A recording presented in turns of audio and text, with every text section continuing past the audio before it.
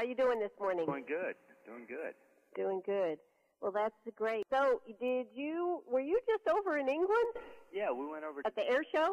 Yeah, went to the air show. At the air show. The governor, the Department of Commerce, and talked to some business prospects to come to South Carolina and locate.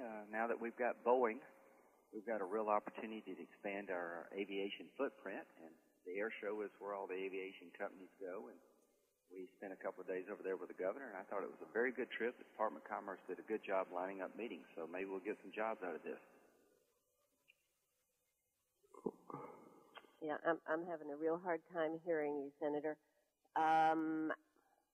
But I guess that's a huge benefit. But I was interested in knowing, what are they saying over there in England about the whole world economy? I would think that would be a huge issue of conversation. It was. We met with the ambassador to England, and we met with the parliament members.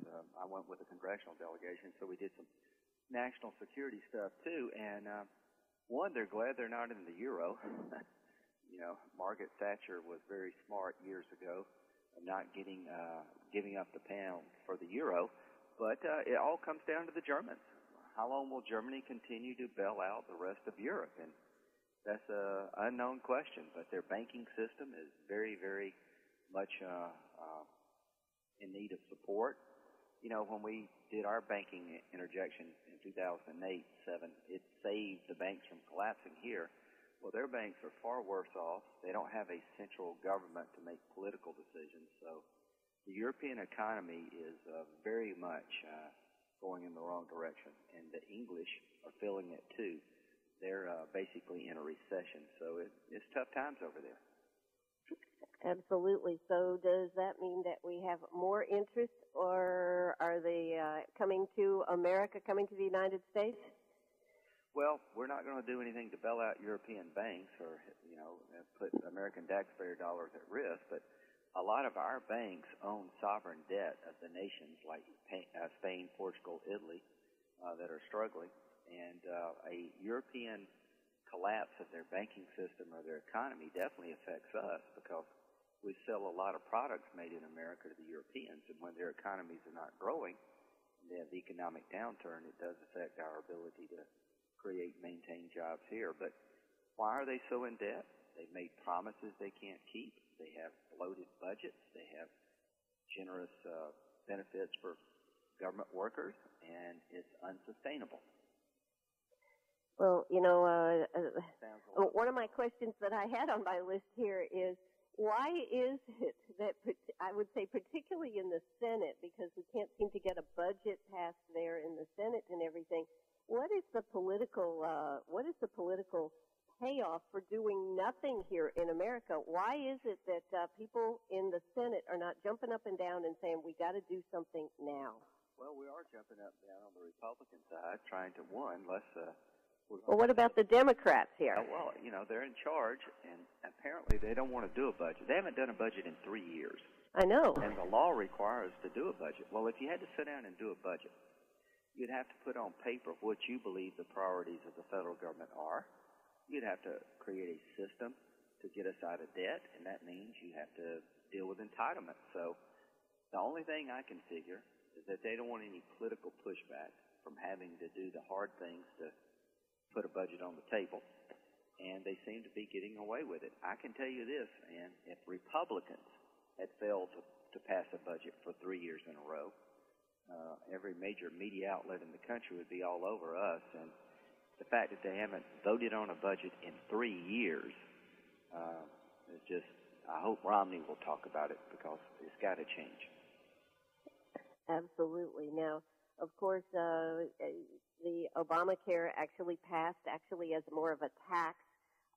Personally, I think this sets up a future of taxations that is kind of frightening, and yet what is the possibility of doing anything about that? Or now that the Supreme Court has ruled that is something that we're going to have to live with for the rest of eternity? Right. Well, here's the good news about that decision.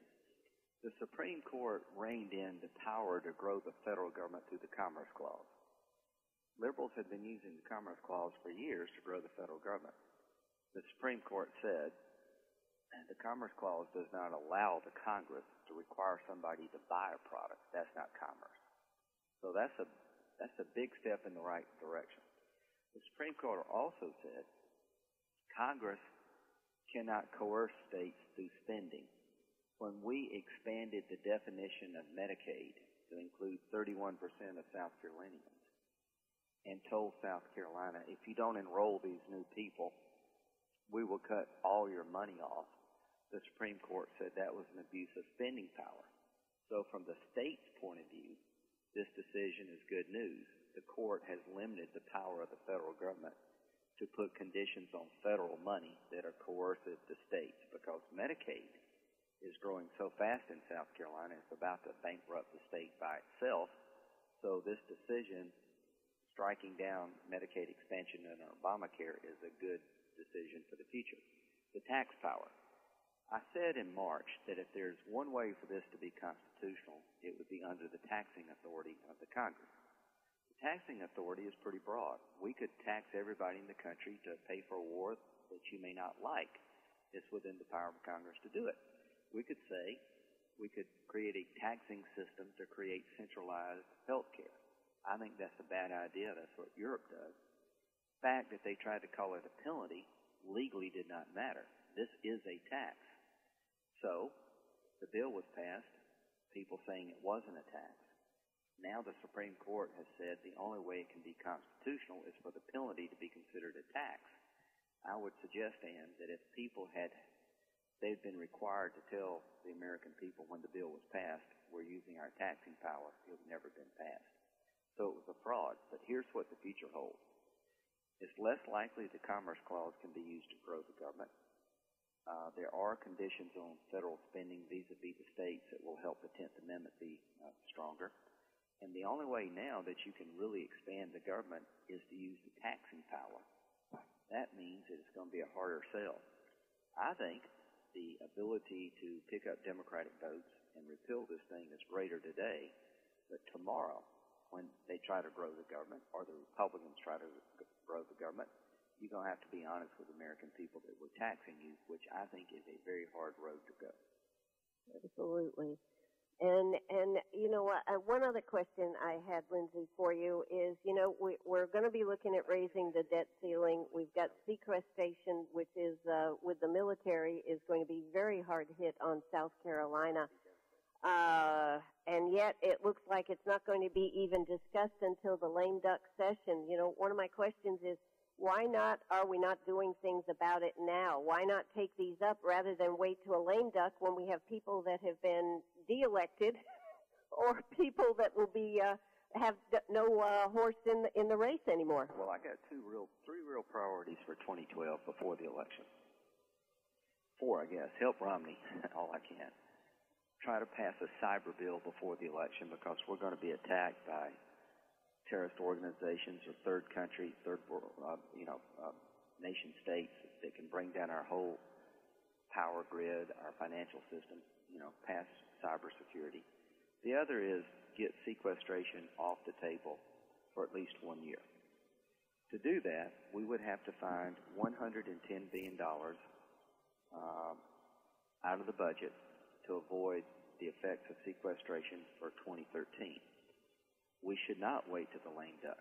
So I'm trying to work with some Republicans and Democrats, find a package, balanced package, that would avoid sequestration for a year so that we could get a new Congress come in, a new president, or work with Obama if he's going to be the president to fix it permanently.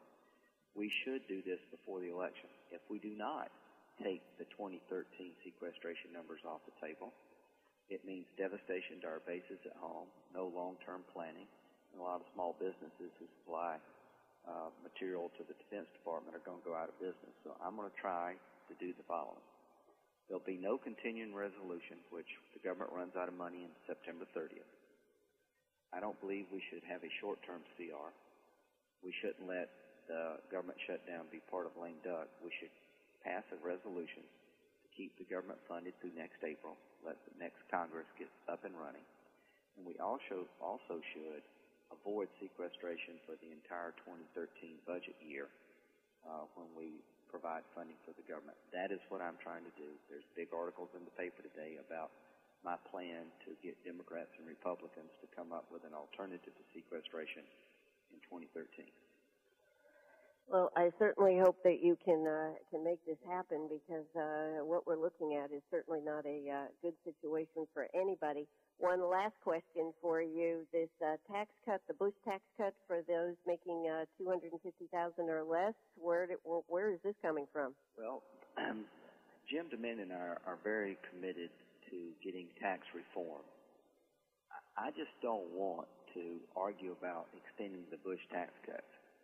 Certainly they need to be extended. I want to replace the current tax code with a simpler system where you have only two deductions, one for interest on your home, the other for charitable giving. Take all that other $1 trillion that we give away through the tax code, put it back into the Treasury, buy down tax rates, and pay off some debt. That's the bold Simpson. That's what I want to do.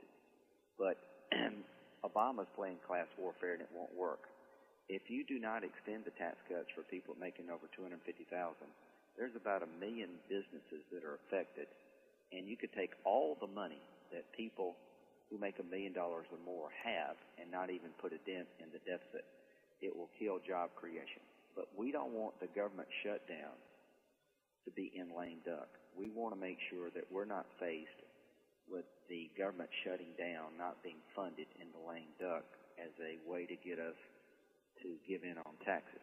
We don't want to deal with defense sequestration in the lame duck, because they'll use these two issues to get us try not to extend the Bush tax cut. So I'm trying, along with Senator DeMint, to make the lame duck about taxes, not about sequestration for the military, and not about government shutdown funding. Absolutely. Well, Senator Lindsey Graham, it is always a pleasure to have you on my show, and I'll look forward to talking to you again soon. Thank you very much. We'll see you. Thank you. Bye-bye.